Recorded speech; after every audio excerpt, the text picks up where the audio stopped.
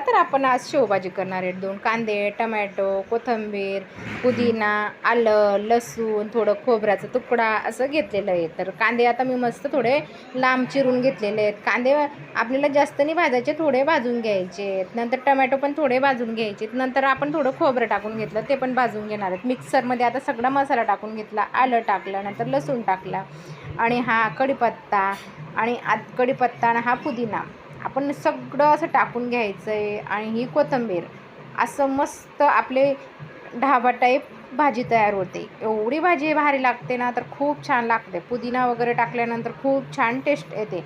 नंतर तेल टाकलं, जिरं टाकलं आणि त्याच्यामध्ये आपण 2 तमालपत्र टाकलं आणि चमचाभर डाळीचं पीठ टाकलं, बेसन पीठ. तर आपण डाळीचं पीठ टाकून चांगलं मिक्स करायचं आहे.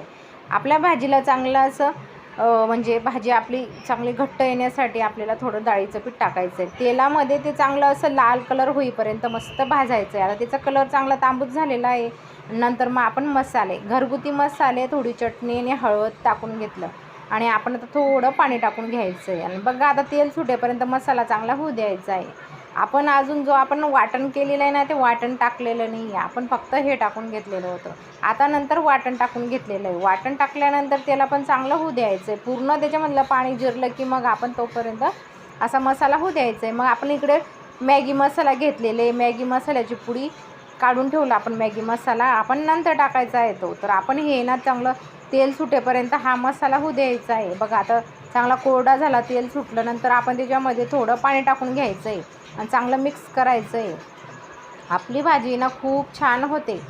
आणि ग्रेव्हीची म्हटली ना थोडी, तर ग्रेव्हीच्या भाजीला एवढा जास्त कलर येत नाही, पण खूप छान टेस्ट लागते. नंतर आपण 2 चमचा मीठ टाकून घेतलेलं आहे चवीनुसार. आणि आता तिला चांगली उकळी काढून घेणार आहे. तर बघा आता आपण तिला थोडं जेवढं आपला भाजीचा अंदाज म्हणजे आपल्या घरचा अंदाज आहे तेवढं टाकून घेतलेलं आहे पाणी. आणि नंतर आपण मसाला, मॅगी मसाला टाकला. मॅगी मसाला टाकल्यानंतर थोडी उकळी आली, नंतर आपण शेव टाकून घेतली आणि बघा आपली भाजी खूप छान अशी मस्त शिजून घट्ट तयार झालेली आहे. अजून थोडी थंडी झाल्यानंतर एवढी घट्ट होते ना ती, तर खूप छान घट्ट होते. बघा अजून परत त्याच्यावरून शेव टाकून घेतली. कशी वाटली आपली आजची भाजी आणि कशी झाली ते कमेंट करून सांगा.